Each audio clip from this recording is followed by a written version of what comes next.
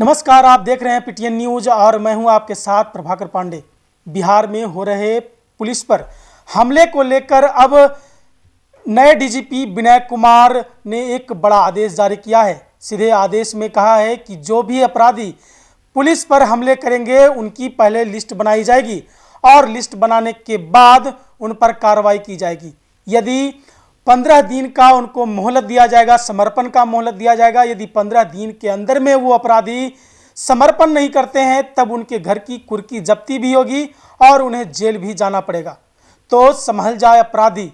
अब बड़े आदेश जारी कर दिए गए हैं।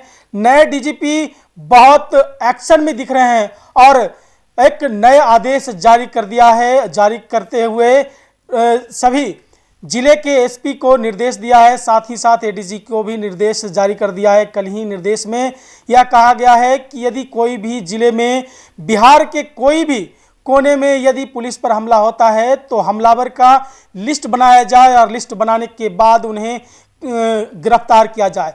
यदि उन्हें 15 दिन का मोहलत दिया जाए, 15 दिन में यदि वो समर्पण नहीं करते हैं तब उन पर फिर से घर की कुर्की जब्ती किया जाए और उनको जेल भेजा जाए। इस तरह के बड़े आदेश डीजीपी के द्वारा दिया गया है।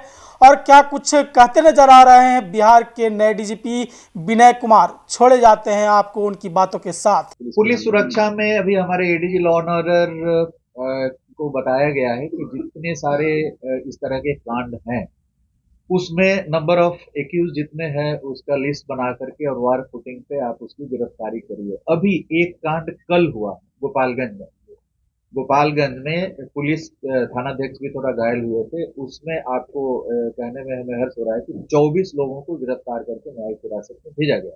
तो अब जैसे ही ऐसी घटनाएं प्रतिवेदित होती, एक तो है कि पुलिस को काफी मजबूत दल बल के साथ वहां पे जाना है और जो भी घटना हो रही है उसको पुलिस हेडक्वार्टर के स्तर से, मेरे स्तर से, एडीजी हेडक्वार्टर साहब के स्तर से, लॉ एंड ऑर्डर के स्तर से, डीजी कंट्रोल के स्तर से मिनट टू मिनट मॉनिटरिंग की जाती है अरेस्ट की। और इसका मैं खुद मॉनिटर कर रहा था और मुझे आज ही सुबह में पता चला है कि 24 लोगों को गिरफ्तार करके न्यायिक हिरासत में भेजा गया।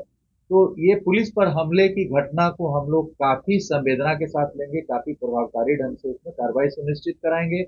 और हमने एसपी गोपालगंज को बोला है कि इसको 15 दिन के अंदर में चार्जशीट काट करके स्पीडी ट्रायल में डालिए इस केस को। तो पुलिस पर हमले को काफी गंभीरता से ली जाएगी आने वाले दिनों में। और एक बच्चियां जो हैं आपको पटना जिला से गायब हो रही है। हवाई अड्डा थाना का केस नंबर 172 बच्ची गायब हो गई 3 महीना में। अभी तक आईओ को टिकट नहीं मिल पाया उसको जांच कराने के लिए दिल्ली जाने के लिए। जब फोन करिए तो फोन नहीं उठाती, कहती कि टिकट नहीं मिल रहा है ट्रेन से। रूपसपुर थाना से एक बच्ची गायब हो गई, 3 महीना हो गया, कोई पता नहीं है। पत्रकार नगर थाना से एसपी के यहाँ से वारंट जाता है, वारंट गायब हो जाता है। आईओ थाना प्रभारी पर कंप्लेन आपके यहाँ दिया जाता है, कोई कार्रवाई नहीं होती। थाना प्रभारी को प्रमोशन देकर के डीएसपी बना दिया जाता है। नहीं, आपका कहना सही हो सकता है। जो स्पेसिफिक मामले आपने बताए हैं तो स्पेसिफिक मामलों को भी हम देखेंगे। जो आपने बताया यदि हमें आप दे देंगे तो उसको हम अभी यहाँ से जाकर के देखेंगे। और ओवरऑल जो ये मिसिंग चिल्ड्रेन का एक राष्ट्रीय पोर्टल भी है, उस पोर्टल का नाम अभी बदला गया है। पहले मिसिंग चाइल्ड पोर्टल था, इसको अभी कुछ नाम बदला गया है। Not recalling the exact name, अभी जस्ट प्रवृत्त हुआ है। तो उस पोर्टल के माध्यम से जहां कहीं ये बच्चे लोकेट होते हैं तो उसको मैच करा करके डिटेल से और उसको फिर से लाया जाता है स्टेट के अंदर। और ये कार्रवाई अपराध अनुसंधान विभाग के अंतर्गत वीकर सेक्शन विंग है वो किया जाता है। वीकर सेक्शन विंग का मैंने कल ही समीक्षा किया है और उसमें उनको कहा है कि इस तरह मिसिंग चिल्ड्रेन के जितने मामले हैं उसको पोर्टल पे अपलोड कराया जाए जो लंबित मामले हैं। और इस तरह के कांडों में नियम है कि 3 महीने तक यदि बच्चा बरामद नहीं होता है तो जो हमारा एंटी ह्यूमन ट्रैफिकिंग का स्पेशल यूनिट है उसमें इंस्पेक्टर रैंक के पदाधिकारी उसका अनुसंधान करेंगे। तो इसमें मैं स्वयं सीआईडी में रहने के दौरान इस चीज को बड़ा क्लोजली देखा था। इसमें काफी तेजी से हम लोग समीक्षा करके जो भी लंबित कार्रवाइयां होंगी उसको पूर्ण कराएंगे। और पुनः जी जरा इसको दिखवाइए कि ये 3 महीने से टिकट का कौन सा मामला है, रिव्यू करके और उसको। मेरे 2 सवाल हैं।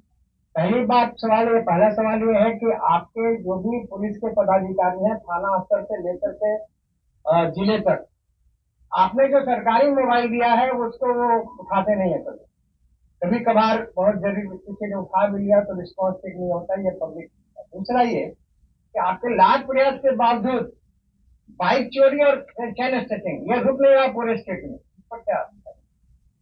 देखिए, बाइक चोरी एक गंभीर समस्या है और बाइक चोरी के कांडों को उसमें जो इक्के दुक्के जो कांड होते हैं उसको एक सामूहिक रूप से उसको देखने की जरूरत है, उसके सामूहिक पर्यवेक्षण की जरूरत है।